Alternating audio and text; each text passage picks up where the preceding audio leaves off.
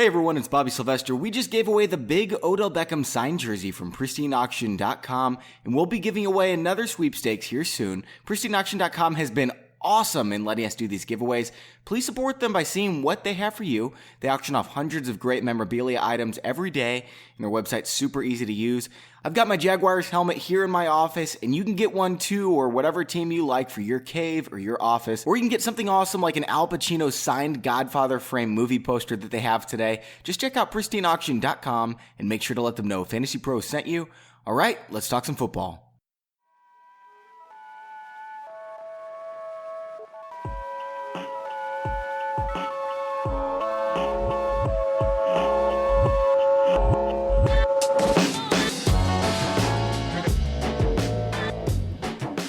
Hey everyone, welcome back to the Fantasy Pros Football Podcast. We're just a few days away. I'm Bobby Sylvester, as always with Mike Tagliere. Tags, how was the weekend, man? Had some great college football. Now the real deal this week, buddy.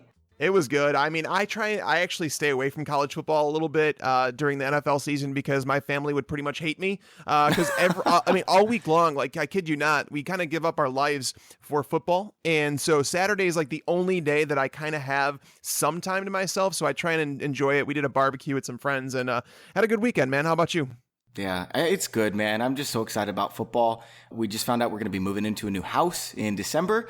And, I'm excited for Jaguars football. I can't believe I'm saying that. I was a Rams fan for so long. I haven't been excited about a football season since like 2004. So this is fun for me. They're still probably going to win like 8 games, but, that's better than the Rams have ever done. So today we're going to be answering questions from the listener mailbag for the season, then talking about last-second waiver wire options to add. If you want any draft advice, we've got like 40 relevant episodes that you can find on iTunes, so go back and get those. Our guest today is Pat Fitzmaurice, who writes for The Football Girl, 4for4.com, and SI.com. You can find Pat on Twitter at Fitz_FF. Hey, Pat, how's it going? Bobby, I'm doing great. Tags, nice to be on with you guys. Hope you've enjoyed your holiday weekend so far. It's not really much of a holiday at this point, but every day's a holiday working in sports analysis, right? That's kind of how it is. And I mean, we're now like knee deep, right, in week 1 stuff, where I'm so excited to finally release some content that's going to be week 1 relevant. And I know we're going to be talking about that throughout the week. I know we have 3 episodes this week, but today, hitting some of this news, there was a lot of things that kind of took place over this weekend, guys. And number 1, I think that we should start hitting on like right off the bat is talking about Andrew Luck. They've announced that he's out for week 1. That's actually official now. I think we've all been expecting that. But the big news is that he was not placed on the PUP list, which means that, he's not forced to miss the first 6 games. Right now, I'm estimating, I'm comfortable saying 3 weeks. Where are you guys at on everything? What does this do for the Colts skill position players? Pat, are you moving T.Y. Hilton way down your board? What does this do for you while Andrew Luck is out for someone like T.Y. Hilton, Dante Moncrief? So I've kind of moved Hilton off that top tier. I think when we started the whole rankings process, he was like my 6th or 7th wide receiver, and now he's down to like, I think 12th, and maybe that's not far enough, but I mean, I see kind of a big drop off between the, the Brandon Cooks, Michael Thomas, those guys round out like the top 11, and then kind of a big drop off to like on my next tier would be Demaryius Thomas and DeAndre Hopkins, guys like that. And I think Hilton's on that tier now. What about you guys? Yeah, I've got him right where Demaryius Thomas is. So, if you're still doing a draft late 3rd round, I mean, Luck's probably going to only be gone 2 to 5 weeks. There's a chance that it could be more. I mean, just because he's off the PUP list doesn't mean he won't miss 6 weeks. Just means they think he might come back before then. They traded for Jacoby Brissett, and I have to mention on the podcast, because the last show we did bold predictions, I said Stephen Morris was going to take over this job and do really well. Stephen Morris got cut. Like, I don't know if the Bills GM is taking over for the Colts or whatever, but Stephen Morris has been the best guy that they've had besides Luck for 7 weeks in the preseason. He's been one of the best preseason quarterbacks each of the last 2 seasons. And they're like, well, we're just going to give the job to some guy who's the worst quarterback in the NFL. So I don't understand what's going on there. It doesn't mean I was wrong. It just means I got unlucky. Yeah, Scott Tolzien is going to be starting week 1, and that's a bad thing for fantasy football players. So, yes. moving away from the season long analysis, talking about T.Y. Hilton without Andrew Luck for the first couple weeks. So, for me, I know people have kind of scoffed at this and said, "Whoa!" I know, Bobby, you were one of them. I'm hesitating even starting T.Y. Hilton, and I'll tell you why. There have been over the last 3 years, there have been 10 games where Hilton has played without Andrew Luck. Whatever quarterback it is, I'm sure it wasn't any worse than Scott Tolzien, right? Hilton in those games has averaged just 4 receptions for 63 yards, and he scored 2 touchdowns in those 10 games. That amounts to 7.5 standard fantasy points. That would have been the number 43 wide receiver in standard leagues last year, behind guys like Brandon LaFell and Marvin Jones. So when you see that, it's really, really worrisome. Granted, they are playing the Rams in week 1. I get it, but it is an outdoor game, which doesn't help someone like T.Y. Hilton. And on top of that, this trickles down through the entire offense, right? It goes down to guys like Dante Moncrief, who has, he requires a lot of touchdown scoring in order to live up to his potential. Frank Gore, with the Colts, he has also played 10 games without Andrew Luck. In those games, he scores nearly 2 fantasy points less per game. He has scored just 1 touchdown in the 10 games that Luck was out. So this is a nightmare scenario for the Colts. And honestly, I moved everybody down my board, even Jack Doyle. I dropped him. In a league that I have shallow bench spots, in an industry league where I only have 5 bench spots and I'm only going to carry 1 tight end, I dropped him for Jason Witten. So if you're out there with Jack Doyle as your only tight end, I suggest you try and lock up another one and start him until Andrew Luck gets back. And, if you're, again, in a league like me with a shallow bench, I suggest dropping him for someone else like Jason Witten, who's a bit safer at this moment. Guys, as a University of Wisconsin graduate, I should probably come to Scott Tolzien's defense, but I really can't. So, it is it is kind of tough to triangulate value here with not knowing how many games Luck is going to be out. I tend to agree with Bobby's estimate of like somewhere between 1 and 5 games. So, throw it right in the middle. It's 3 games, and probably none of these guys, not even Hilton, would be startable without Luck. So, you have to account for that. And if you're going to, consider drafting or did draft Hilton as like a wide receiver too, hopefully you're fairly deep at that position, because I think you're going to need some help until Luck gets back. Yeah. Yeah. From what you're saying, Tags, he kind of reminds me of like a Robbie Anderson.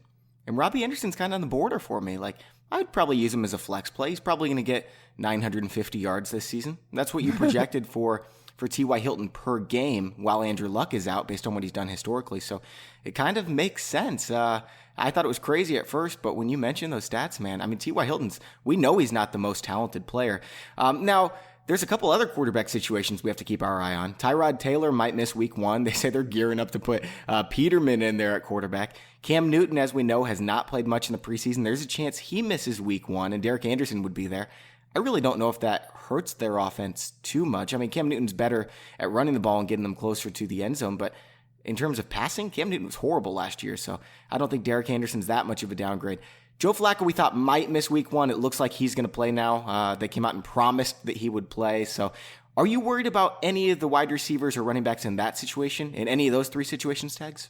I am worried about the ones I'm worried about the most that you would think about in fantasy are Cam Newton's wide receivers, like Devin Funchess, like Kelvin Benjamin. And the reason I am is because we've seen Cam Newton throw 2 passes all preseason. The Colts did with the smart thing, took their time with Andrew Luck. They know they're not winning this year. They're protecting their franchise, right? Whereas Cam Newton, he came out throwing at the start of training camp, ended up sore, missing a couple weeks, and now we don't really know what to expect. And the reason that I'm really concerned for their wide receivers in particular is because they're playing against the 49ers, a team that you can run all over. Last year, I think we all know it was a fantasy playground for running backs, and I don't think that he's going to need to throw the ball, 35, 40 times. Last year against the 49ers, I've been going through this massive article I've been working on, and Cam Newton last year threw 4 of his 20, I think it was like 22 touchdowns or something like that against the 49ers. So this really hurts Cam Newton, and you have to worry if they're just going to run the ball down their throat. So there's definitely things to pay attention to. The Tyrod Taylor thing, it appears that he was back on the practice field today. He hasn't been completely cleared, but I do tend to think that he's going to play in week 1. It's just, it's messy. If you look at some of the matchups that are taking place in week 1, who the starting quarterbacks are, guys that are defending Colin Kaepernick actually have ground to stand on, because we're looking at matchups that are just like Tom Savage, Josh McCown, Jared Goff, Scott Tolzien, Tom Savage. Like what's wrong with Josh McCown, man? He's fine. Josh McCown's fine. He's fine, and he's fine enough, and that's why Robbie Anderson, I think, is okay, right? What's your take on this, Pat? Is there anybody that you're particularly worried about because of their quarterback situation in week one? Not really, other than the Colts guys, just because I don't think any of the Bills receivers were really startable to begin with. With Zay Jones, not having proven anything yet. Yeah, good point. Yeah, and with Jordan Matthews still somewhat questionable because of his chest injury. And as far as the Panthers, I don't think, except in the very deepest leagues, Funchess is immediately startable as a week one play anyway. And with Benjamin, I guess I'd still be willing to start him as a third wideout just because, Derek Anderson, one thing he's not afraid of is challenging defenses downfield to the point of his own detriment sometimes because he's very interception prone. But I'm not worried about losing value or at least tremendous value on Benjamin on week one. The Newton to Anderson switch, I think Benjamin's still going to get some targets and some catches. So I'm not too worried about him. Yeah, for sure. And going on, I want to hit on this other news item. The biggest, I think one of the biggest news of the weekend is that Jonathan Williams, the backup running back for the Bills, was cut. What in the world? Yeah, I see this as a surprise because the Bills didn't really have running back depth to begin with, and I think that's why we like Jonathan Williams as kind of like a late round stash, as a guy that if McCoy was traded, if McCoy got hurt, he's 29 years old, that Jonathan Williams could come in behind one of the top 5 run blocking offensive lines in all of football and kind of get the job done, right? And now they're falling back on Mike Tolbert. What is happening here, guys? And I've said, a lot of people are wondering what's going to happen with Jonathan Williams. Do you hold him on rosters? My take on that is no. I don't hold him in any format. Wherever he lands, and he should land somewhere. He's a 23-year-old running back. I am not holding on to him on any roster. And people say going away from the Bills is a good thing. I would disagree. No, I think it was the most clear cut. It was a most clear-cut path for him to make it to a starting running back in fantasy football. So, Bobby, what was your reaction when this kind of went down? My first reaction was just shock. I was horrified. What in the world are the Bills doing? This is the type of player you build around, right? He's 23 years old. He's your clear-cut backup running back. But then I read your tweets and, again, you talked some sense into me. If they're cutting him, he must just really suck. So, I don't know. I just think these guys get paid millions of dollars to make these decisions. They probably know more about Jonathan Williams than you and I and Pat do sitting here. So, I would rather at this point own Carlos Williams than Jonathan Williams because Carlos Williams is far more talented and he's sitting on the free agents too. I mean, there's nothing to say someone won't go out and sign him. Yeah, it's an ugly situation. Pat, what was your take? I mean, if someone told you that the Browns were going to cut Trent Richardson years ago, you would have been like, that's a joke. But Jim Brown was kind of ahead of that and said, I don't see anything special with Trent Richardson. So many people have come to Jonathan Williams' defense that I'm kind of befuddled by it because this is a team the excuse was that they're tanking. They're obviously clearly tanking their season and they're getting rid of him. You don't cut a backup 23-year-old running back if you're tanking. That's actually the opposite of what you would do. You want to accumulate those guys so that next year he's ready to step into a starting role. I don't know. I don't know if you're a Jonathan Williams supporter or not. I'm waiting to hear something like there's an off the field issue, there's a suspension, something like that, even though the Bills have already said that there's not. So, Pat, what was your take on this whole situation playing out? Yeah, it was just so funny how so many people considered Jonathan Williams one of the essential handcuffs in the offseason. If you're going to get McCoy, he's a guy that you need to get, or, even standalone value as a potential touchdown vulture the way Gillislee was with McCoy last year. And, now just for him to be totally gone, no value. I mean, wherever he goes, he's not going to have an immediate role, an immediate path to work, I don't think. And, one of the other reasons why he was considered somewhat attractive is just because the Bills figure to be so run heavy. They have a pretty good run blocking offensive line. And, now Tolbert and Banyard behind him. That's just the weirdest situation. And, I suppose it it's a little reassuring for McCoy owners that there's no one really to there would seem to be no one to vulture him at the goal line, but who knows? Tolbert is kind of a human bowling ball, and maybe he gets some of those short yardage touchdowns this year. But yeah, it's just a strange situation, and it's really hard to make of anything the Bills have done over the last few weeks. Yeah, I have no idea if the Bills are ever even going to get to the goal line. So McCoy's stock has dropped quite a bit for me. He was the clear-cut number 4 running back behind Elliott. Now I've got him at number 5. I've got Freeman ahead of him. And I've also got Jay Ajayi moved ahead of him now. I know Ajayi comes with injury risk, but and it's kind of late for that anywhere. There's not too many drafts going on. Tex, was there any other news you want to talk about? The last piece of news, obviously, I think we need to talk about is Willie Snead getting suspended for 3 games. Yeah. We saw him play into the fourth quarter of, I think it was the 3rd preseason game, and everybody was like, what's going on? It might have been the 2nd preseason game, and nobody knew it was happening, but it kind of seems like the Saints, they said they wanted to get him some reps because of the practice time he missed. It also may have been like a Tom Brady scenario where Tom Brady was suspended for the first 3 games last year, or 3 or 4 games, whatever it was, and they played him for 2 quarters in the 4th preseason game because they just wanted to get him some reps because he wasn't going to be playing for a while. That may have been the case with Willie Snead. What does this actually do for his outlook in 2017? Bobby, we've talked about it, and that Ted Ginn was underrated continually this preseason. Does this bump Ted Ginn up anymore, or this does not really change very much for you? And who do you think kind of fills this role for Willie Snead? Well, I don't know who fills the role quite yet. I mean, it could be any number of guys. Drew Brees just throws the ball all over the yard to everybody, so I'm sure everyone's going to get a couple more touches. I'm actually really interested in Coby Fleener now. I would rather have him than Jack Doyle at this point, because the one game that Willie Snead missed, Coby Fleener had his best game of the season. I don't know if that's saying anything, but it's at least worth thinking about. And Coby Fleener came on at the end of the season, so if you need a tight end, he's a guy we'll be talking about later that you can pick up. Now, in terms of Ted Ginn's value and Willie Snead's value, I actually did not move them at all in my rankings, and it was intentional. The reason why, I had Ted Ginn really high already because he was running with the number 1s. He was running number 1 and 2 wide receiver sets. Maybe the only reason he was doing that, and this would have been my guess, is that because they knew the Willie Snead suspension was coming. I think when Snead comes back, he's a better wide receiver than Ginn. I think they plug him in once he gets going, and because of that, I've got him in the same spot. Gotcha. Pat, what's your take on the situation? Like Willie Snead, is he someone that if someone drafted already, because like I said, drafts have already happened. If you own Willie Snead, what are you doing with him at this point? Do you think he's drop worthy? I think it's important to note that he has a bye in week 5. So if they ease him in his first game back in week 4, you could essentially be without him for the first 5 weeks of the fantasy season. Yeah, it seems funny to consider him drop worthy, but maybe in a 10-team league, he might be. With the news that not only of the suspension, but as Bobby mentioned, that Ginn was running ahead of Snead in 2 receiver sets, and granted the Saints do run a lot of 3 wide receiver sets, so Snead will be on the field quite a bit when they're, when they're passing, most likely Snead will be out there. But, at this point, I have Ginn ahead of Snead and like by a good 10 spots. I think Ginn wide receiver 38 and Snead wide receiver 48. So, yeah, I mean, I think Snead has lost some value, and it's hard to see him playing any larger role than he played last year, even though, Cooks is gone and that frees up a lot of targets. And I totally agree with Bobby, too, on Fleener. Like, I've got him everywhere. I've been drafting him aggressively. I liked him even before the Snead suspension news.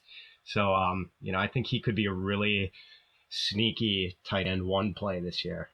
Yeah. There you go. So we're going to answer questions from the listener mailbag, and if you want your questions answered, it's mailbag@fantasypros.com. We try to get to as many of these as we can, but the shorter the questions, the better, and league settings obviously make a difference. Before we get to that, however, I talked last week about our new partner, TeamRankings.com.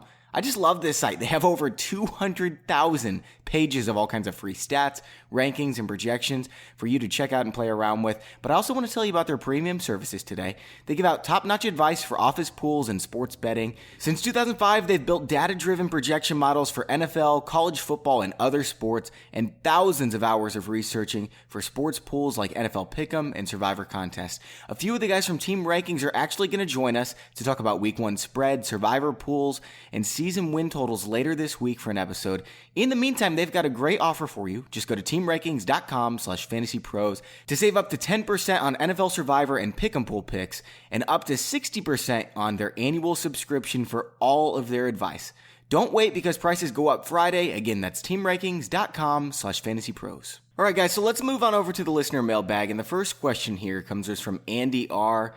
And he says he feels like you can always find wide receivers on the waivers, but never a running back. So doesn't it make sense? Like, instead of just owning 6 or 7 wide receivers, you drop a few of those guys and you pick up some of these high upside running backs that could be getting carries sometime soon, like a Samaje Perine or a Jamal Williams in more shallow leagues, and just drop in the wide receivers and hope you get lucky with touches. So I kind of disagree with that. I mean, I think it's easy to find like replacement level value at wide receiver on the waiver wire, but generally I think what you pay for is what you get at wide receiver, whereas running backs are so much more unpredictable, and there will be guys who, come out of nowhere to become RB1s this year, guys who, are probably in our 80th, 90th, 100th or higher in our rankings right now. And there will be guys like that who emerge as, frontline running backs for teams this year. So, yes, you're not the only one bidding on those guys. Obviously, they're going to be bidding wars for the guys who suddenly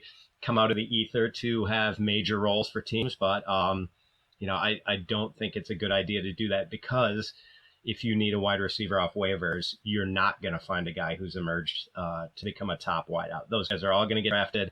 I really doubt there's going to be anyone who is drafted among the top 10 or 20 wide receivers next year who's unowned in fantasy leagues. That's interesting, and it's an interesting point of view. I see both sides of this argument, and the reason I say that is because, like Pat said, okay, he's okay with drafting wide receivers when our listener here is talking about running backs, and the reason it makes sense in the running back, Pat said, there's going to be RB1s that are found on the waiver wire. So what the listener is essentially asking, why not grab a bunch of those guys? Whereas the wide receivers, you get what you pay for. So if you're drafting wide receivers in that 11 to 16 round, you're probably going to get a guy that you're going to end up dropping at some point because you're going to be searching for another waiver wire ad. Yeah. So I think Bobby and I have preached all off season to grab guys like Robbie Anderson or guys like Kevin White, because if Kevin White somehow overcomes all these injuries he's had and lives up to the potential that everybody thought he could have, he's got a 120 target ceiling.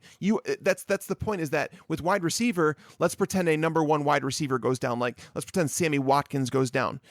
All of a sudden, nobody on that team is going to walk into 120 targets like Sammy Watkins had, where at running back, you could find guys that are going to walk into a starting role. So a lot of people are going to be going for the running backs. Everybody knows it. So I could see the argument of both sides here, Bobby. Like, what's your take on this? I have the extreme opposite take as Pat on this one. You've heard me preach it all preseason. Yeah. I don't think that one of these wide receivers you pick up can win you a league. I think James Conner could win you a league. If Le'Veon Bell goes down, James Conner is going to be bid 95 fab, maybe 100 fab, and he's going to get 15, 20 touches per game behind a great offensive line in a great offense. He could win you a league. And if you own him, I understand there's only a 15% chance Le'Veon Bell goes down with an injury, but if it happens, it is huge. If you've got Philip Dorsett and all of a sudden he emerges onto the scene with the Patriots now that he's in, under Bill Belichick for whatever reason, that kind of thing happens. You can pick him up and maybe he does emerge, but I think there's a much less of a chance than running backs doing it. So, I think you can actually pick up replacement level running backs any given week. You go get Shane Vereen in week 1. I'm happy putting him in a flex. Yeah, I think it's a pretty good matchup for him. He's going to get enough touches. You can rely on him. Yeah, no, it's an interesting debate, and that's why I thought it was a great question to bring up. The second question I want to get to is Matt P. is asking, what are your thoughts on Chris Hogan this year? Let's start with you, Pat. There seems to be a wide differing opinion on Chris Hogan as we enter the season. Is it going to be Danny Amendola? Is it going to be Chris Hogan? Is it going to spread out to the running backs? Malcolm Mitchell. Yeah, it could be Malcolm Mitchell. What's your take on this? They also just traded for Philip Dorsett, which throws another wrinkle into everything, right? He was playing the slot for the Colts an awful lot. So where do you stand on the Chris Hogan debate? I'm generally kind of bullish on Hogan. I've got him, it looks like wide receiver 35. And, I know it's been pointed out that he finished wide receiver 60th last year, even though he, led the Patriots wide receivers in snaps.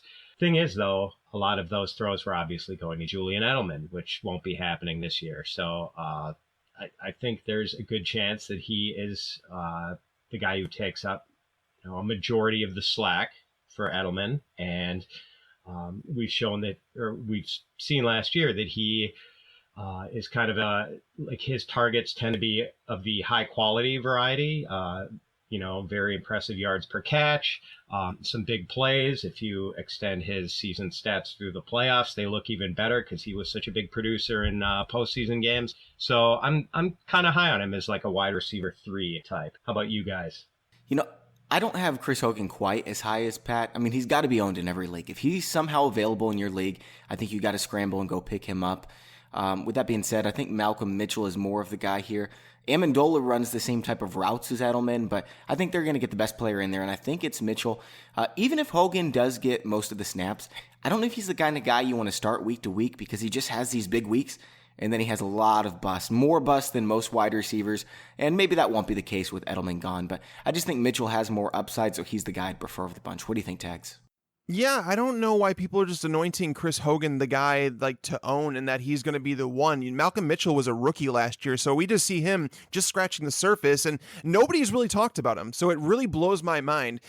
Chris Hogan, most people don't know that Chris Hogan played just 44 less snaps than Julian Edelman last year. So he was continually on the field, but he was only targeted, minimal, like not even half the times that Julian Edelman was. There are so many targets to go around here. Who becomes the possession style receiver? And that's my issue with anointing Chris Hogan as that Brandon guy. Cooks. Chris Hogan, Chris Hogan last year, he averaged 17.9 yards per reception. That's not a possession style receiver. That's a field stretcher. They're using him as their deep threat. Brandon Cooks is going to take over a lot of that role this year, but I don't know if Chris Hogan is the possession style receiver that people are anointing him as. I think it's going to be a mess. I've told people, and people have called me crazy, that I said I would rather own Kevin White than Chris Hogan. I just think that's going to be more consistent fantasy production.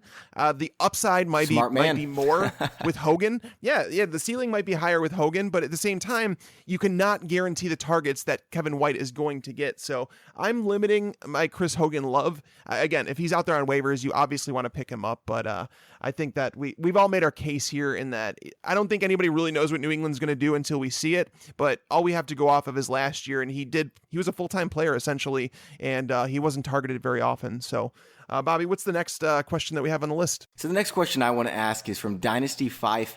Thoughts on Mohamed Sanu as a potential wide receiver 3, wide receiver 4 this year? And what about Taylor Gabriel? We haven't talked about either of these guys much. Pat, what do you think about these backup Falcons receivers? We've seen Sanu produce pretty well when Julio Jones hasn't been in the lineup. I really think it takes Julio being out for Sanu to be playable.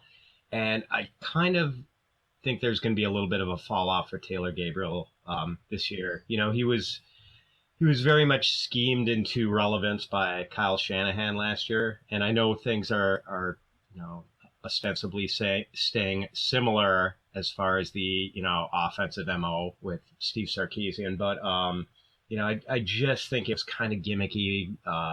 Taylor had a lot of long touchdowns. I think his touchdown total is probably not sustainable. So, he's not a guy I've been chasing. I don't think I own him in any leagues this year. Sanu I might have like in deeper leagues, maybe as like a wide receiver 5 or so, just possibly a guy you could put out there if Julio's banged up. But for the most part, I don't think he's going to have a lot of value as long as Julio's, healthy and putting up the sort of big numbers we've come to expect from him. Yeah, Mohamed Sanu is someone who last year was being drafted as a top 50, top 55 wide receiver, so people had some expectations with Atlanta going out and spending some money on him. With that being said, his production started out somewhat competent as like a wide receiver 4, wide receiver 5 in that range. Yeah. But when Taylor Gabriel got there, that's when his production somewhat declined. The interesting part here is that we really don't know how Steve Sarkisian is going to call his offense, right? This offense is going to change. Austin Hooper is going to see some targets. Taylor Gabriel, will he have a big role in this offense? Or are they going to go more through Mohamed Sanu in the slot? Matt Ryan threw the ball about 80 to 90 times fewer than he typically does in a season. So there could be some added volume here. Julio Jones, his target totals were down last year. So there's a lot of people that we can expect to take a step forward. Mohamed Sanu, I think he's one of those guys that we talked about. When we talk about guys that you're taking in rounds 10 through 16, he could be one of those guys where it's like a replacement level player where, let's say, Julio Jones has a matchup with Patrick Peterson and you want to play Mohamed Sanu because, Tyrann Mathieu has been dinged up or whatever, not the same player. You could do things like that, but I think he's a very low upside option. I would much rather aim higher. I would much rather draft someone like Paul Richardson, who you can get cheaper than that. But again, it all comes back to the offense going under Steve Sarkisian and the fact that we don't know how these wide receivers are going to be used. I think you're onto something in the fact that Mohamed Sanu has been a little bit undervalued, but at the same time, I just don't see a very high ceiling here. One thing we do know about Sarkisian is he loves to use tight ends. Last year, the Falcons had no production out of tight end. This year, Austin Hooper's the clear-cut starter. He's got a lot of talent. I think he's the big breakout player here. I think Sanu and Gabriel both go backwards, as Pat talked about. I look at Sanu and I think, he's the same player as Brandon LaFell. Nobody's drafting Brandon LaFell. The only reason you're drafting Sanu is because Jones was hurt a little bit, and, that helped Sanu quite a bit. So Shanahan's gone. I'm not drafting Sanu. I'm not adding Sanu. If you drafted him, I would drop him, pick up a running back. I know Pat's probably not on board with that. But anyway, the next question's from Michael S. He wants to know if Hunter Henry can end up being a top 10 tight end despite the presence of Gates. And Henry's a player that we talked about a ton earlier on in the preseason because I was a really big fan of him. I've lowered my expectations a little bit just because of all the weapons they've got there with the Chargers. I still drafted him in quite a few cases, but top 10 tight end, he could be. Yeah, he could be a top 3 tight end. Whether or not he's going to be, I'm not really sure, and it's not because of the presence of Gates. It's because of the presence of, Mike Williams is coming back earlier. Terrell Williams was really good last year, and then you've got Keenan Allen coming back who might just get 100 receptions. Well, yeah, it's a difficult scenario to judge, but Hunter Henry, can he do it? Abso-friggin-lutely. I mean, he finished as a number 11 tight end last year on 53 targets. So yes. We know that it's definitely possible. And a stat I threw out on our last podcast was that, all right, so there were only 12 tight ends who scored 6 or more touchdowns in 2016. Of those guys, 11 of them finished, I want to say it was a top 12 fantasy tight end. So can we project him for 6 touchdowns? Yes, we can. So yes, I'm aboard this train. He's a little bit riskier than some guys like Jason Witten, than the guys like I moved up like Zach Ertz. I think Zach Ertz is someone who has skyrocketed up my draft boards, just simply because Jordan Matthews is gone and Ertz totally just blew he blew fantasy leagues out of the water last year when Jordan Matthews was out. So he's someone who's skyrocketed up my boards despite the addition of Alshon Jeffrey. Pat, where do you sit on Hunter Henry? Is there another tight end in the range where he was being drafted that maybe you like more on a weekly basis?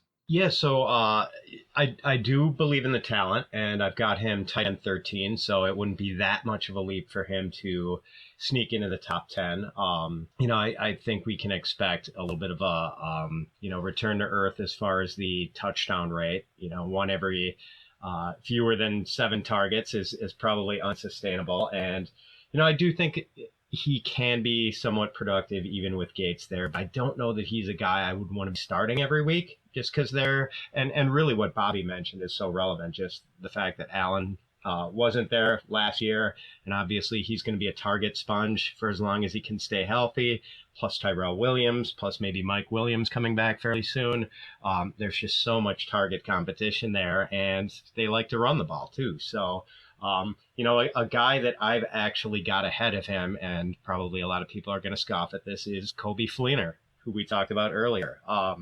I just think there's a clearer path for Fleener to consistently get 5, 6, 7 targets a game, whereas I think there are going to be weeks when Henry just kind of disappears from the Chargers offense. Yeah, I think Fleener's got big-time upside, too. I mean, who would be surprised if he finishes a top 4 tight end this year? I'm not saying to expect it, but he definitely has that kind of upside. I mean, we've seen what Drew Brees did with an ancient Ben Watson a few years ago. Remember, Tex?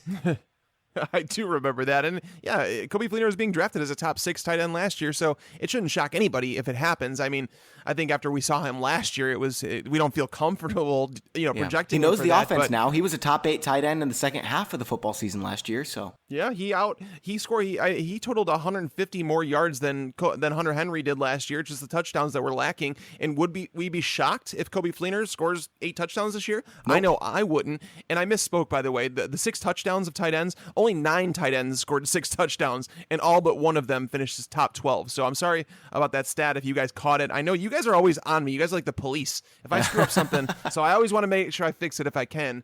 But going down to the next question, I'm going to skip one that I got over to because I think it's a really, really good question. And I'm going to go to you first, Pat. What offenses do you think will surprise people this year?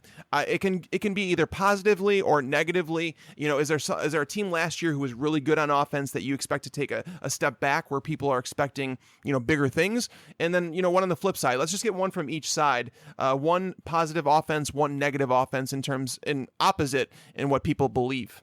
All right, so I'm a Green Bay Packers fan, so it almost pains me to tip my cap to these guys, but I think the Minnesota Vikings have a potentially very interesting, much improved offense. They were just done in by injuries to their offensive line last year, and even with a row of turnstiles in front of him, Sam Bradford managed to have like his best efficiency numbers of his career, and he's got two really good wide receiver weapons in Stephon Diggs and Adam Thielen. He's got a terrific high volume tight end in Kyle Rudolph. He's got a potentially dynamic running back in Dalvin Cook. It's a really interesting offense. I like that the roles are pretty clearly defined. I don't think there's going to be a lot of, I think they're going to be one of the lower teams as far as percentage of targets to third and fourth wide receivers. So, I think Diggs and Thielen are going to be pretty much obvious starters every week. And yeah, I actually think Thielen is going to be like pushing wide receiver 2 this year. So really like that offense. And I think even Sam Bradford is going to be playable a lot of weeks. And by the way, their schedule is just like Charmin soft this year, which is going to help a lot. So it's going to make all these guys startable, I think, on almost a weekly basis. And for maybe a bit of a decline, the Washington offense, I think, could be in for a bit of pullback just because, a major change with Deshaun Jackson being replaced by Terrell Pryor. We haven't really seen Pryor and Cousins on the same page yet. We don't know if Jordan Reed can stay healthy. If he can't, there could be some issues with the passing game. Basically, I still think they have a very mediocre set of running backs. Samaje Perine didn't really do anything to impress in the preseason. And if they can't get the running game going, I think it's going to be asking a lot of Kirk Cousins, to continue to be a high efficiency quarterback. If the opposing defenses don't really have to honor the run, it's going to put stress on Cousins. And I don't know, I guess I've always been sort of, maybe it's a Big Ten thing, but I've always sort of been grudging in my willingness to admit that Cousins is a true QB1 for fantasy. Still not entirely sure he is, even though he's had 2 pretty good seasons. So I don't know. It just would not surprise me if, the Washington offense took a step back. Yeah, that's a pretty good one. It wouldn't surprise me either if Kirk Cousins threw for 5,000 passing yards. He just, he keeps getting it done. And the more I watch him, the more impressed I am. He just keeps developing and growing. Tags, I've got a couple offenses for you that I think are going to get better. He already touched on the Vikings. I think the Bengals, especially if they can stay healthy with A.J. Green, Tyler Eifert, they just added Ross. They've got Joe Mixon. This could be a really great offense, even without the offensive line there. The Chargers, I've talked about them before. I think their offense is so good. Plus, they've got the 2 great defensive ends. I think they're better than anybody in the AFC besides the Patriots. I think they'll challenge for the Super Bowl. And the other team is the Philadelphia Eagles. It's just this offensive line finally being healthy. Wentz is a second-year quarterback. We've seen flashes of him being quite good.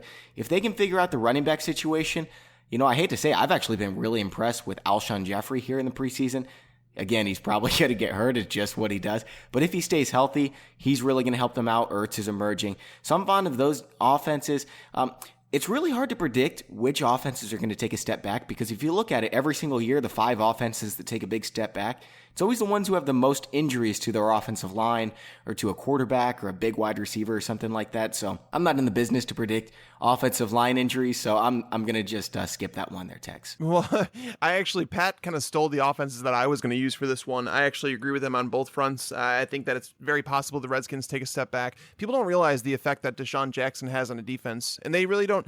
Jamison Crowder is going to be a fine wide receiver. I just don't know if they have a possession wide receiver. Terrell Pryor saw just 7 targets targets in the preseason. He dropped 3 of them, and I saw a couple of them, and they were right there. It's not that they were bad balls or anything like that. So that's definitely a possible. I will throw out the Cowboys as a team that are going to disappoint. They're an offense that people are expecting a lot out of, and you can only lose so many parts of your offense and be okay. Ezekiel Elliott is the linchpin for that offense, and if they're missing him for 6 weeks, that is going to severely harm them. Even when what's he that does do to play, Dak? I think it hurts him quite a bit. It does. It hurts Dak. It hurts Dez. There's just so many questions. They didn't add a solid number 2 wide receiver to play opposite Dez Bryant. So again, this is an offense I do believe that they struggle a lot more this year. And if outside the Vikings, because I think that's a great one, I would say that the 49ers could surprise some people. Kyle Shanahan does have an effect on offenses. You're right. Yeah. And you go back to thinking about like Chip Kelly, right? Chip Kelly, what he did to the Eagles. Everybody said all the Eagles have is LaShawn McCoy. That's really all they have. And Deshaun Jackson, people were considering him as a very boom or bust option. So it's possible that he has that effect on that offense. I'm just worried about it's Pierre Garçon and it's Carlos Hyde, and that's it. They traded away Vance McDonald, who I think is a little bit underrated weapon. But I thought it was a great question to ask. So Greg, that was a great question. Hey, let's move on over and talk about the waiver wire. So we've got, we're going to have a waiver wire episode every single week during the regular season. And I know a lot of people are scrambling to replace some injured player. But, if you do need to pick some guys up, there's a lot of people out there who are less than 50% owned, some less than 20 and even 10% owned that I think are worth looking at. And, we already talked about some guys that you probably could drop at this point. Jack Doyle. There were several others. Jonathan Williams, who a lot of people drafted. I don't really want to talk about tight end because I think all of us agree Coby Fleener's probably the pickup. He's still available in 65% of leagues, and that just doesn't make sense to me. But let's talk about quarterback. Okay, so we've got all these injured starters. We've got Andrew Luck. Maybe Cam Newton misses. Maybe Tyrod Taylor misses. If you need to replace one of these guys, Pat, I'm looking at Sam Bradford or Carson Palmer. Bradford's available in 85% of leagues. What do you think about their 2 matchups this week, and is there anyone else on the radar? Those 2 would probably be right at the top of my list, Bobby, especially with Palmer having, he comes out of the gate with such a favorable schedule the first 3 or 4 weeks before it turns a little rougher. And, same with Bradford. I really think he's consistently playable throughout the season just because there's a paucity of tough matchups on his schedule this week. Just maybe as a possible flyer, Brian Hoyer, for as long as he's healthy, always seems to put up pretty decent numbers. So, he might be a guy in a deeper league if Palmer and Bradford are already owned and you need to grab someone. All right, so I'm going to go. So obviously we know certain, Jared Goff is a potential option against the Colts, who are going to be missing their number 1 cornerback. We know they're not a very good team. Game script should be good. But I'm going to go with one that's not owned in a lot of leagues and that I would have ranked higher. And that's Alex Smith. I'm sure Sam Bradford's owned in a lot of leagues. Otherwise I'd throw him out there against the Saints. But let's talk about Alex Smith for a second. There were just 5 games last year in which the Chiefs allowed 27 or more points to the opponent. I think that we're all expecting the Patriots to score that many points, right?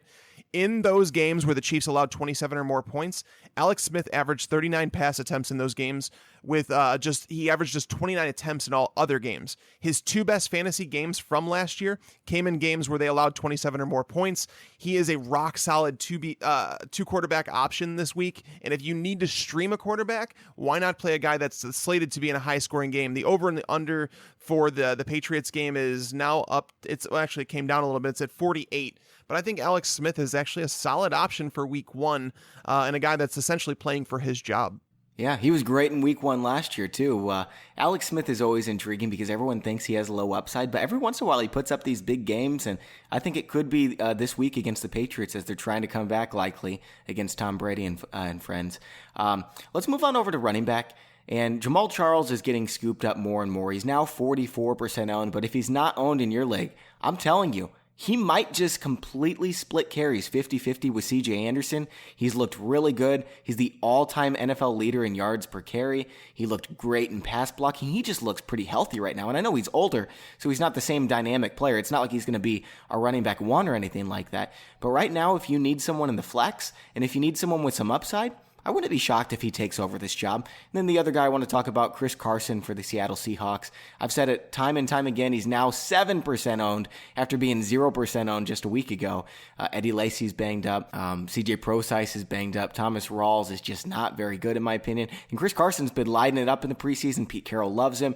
I think it's only a matter of time before he gets plenty of snaps on the field and gets to prove himself. And if he dominates, he might just take over the job and never look back. He's a weird one for me because I think it requires 2 injuries for Carson to see the field. So there's other guys that I'd probably rather take a shot on. I understand that people were excited about him in the preseason, but the fact that he didn't earn that starting job, I think it's kind of passed him by. Eddie Lacy against the Packers in week 1, his old team, is very interesting, but he's not on the waiver wire. We want to talk about some guys. I think Latavius Murray, as much as I said I would not draft him, I think he's an interesting option for week 1. And I say that because they are playing the Saints. They're going to be at home. The Saints allow a lot of points. You know, they allowed 18 rushing touchdowns last year. And if we've seen anything from this preseason, it's that Latavius Murray seems to be getting the short yardage stuff. He may be the Matt Asiata of this offense. And we know, as much as, you know, he didn't live up to what we thought he was going to be in Oakland. I think he's a definite upgrade over Matt Asiata. So I think he's an interesting one if you need like someone for week 1, just while you're waiting for a Doug Martin suspension, or, you know, you don't know if you have Ezekiel Elliott, someone like that. But if you're in a PPR league, I think looking at someone like Chris Thompson, Darren Sproles, Charles Sims, maybe, those are guys that can potentially fill a slight void. But, you know, running back it's all about preference in terms of what you're looking for and backup running backs. So Tags, don't take this as a dig at Carlos Hyde, because I know you are the world's biggest Carlos Hyde fan. But Matt Breida, I think, is a potentially interesting pickup, just because, you know, with the 49ers kind of clearing house at the running back position behind Hyde, you know, Hightower gone, Joe Williams on injured reserve. Breida is sort of the only game in town as far as the backup running backs go. And, you know, a guy I think who really impressed the organization during training camp in the preseason. So a guy that maybe, you know, could in deeper leagues be an interesting upside play. You know, Marlon Mack, I think if he's unowned in any leagues, is probably worth a shot as a potential heir to Frank Gore's job, at least once, you know, Andrew Luck gets back and the Colts offense returns to peak capacity. And, you know, maybe another guy I'd throw out there, I think in most of the sharkier leagues around, he's already owned, but, you know, in some of the leagues where, you know, maybe half or more of the owners aren't acutely aware of what's going on, I think Rex Burkhead could be an interesting pickup. You know, I think there's still a lot that's to be determined in that Patriots backfield, but Burkhead seems like a guy with a pretty attractive upside. Yeah, I wouldn't be surprised at all if Rex Burkhead ends up with 15, 20 touches in week 1. We just have no idea what Belichick's going to do. And he said Gillislee needs some more work. I think Gillislee's the better talent by far, but that doesn't mean that he's going to play in week 1 and get all the work. So it's an interesting one. I like him a lot for DFS GPP because no one's really going to be thinking about him.